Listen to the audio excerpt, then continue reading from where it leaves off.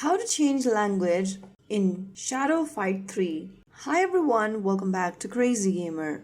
Sometimes when you are playing Shadow Fight 3, the game might start in a language you are not comfortable with, or you just want to switch things up. Here's how you can easily change your language setting.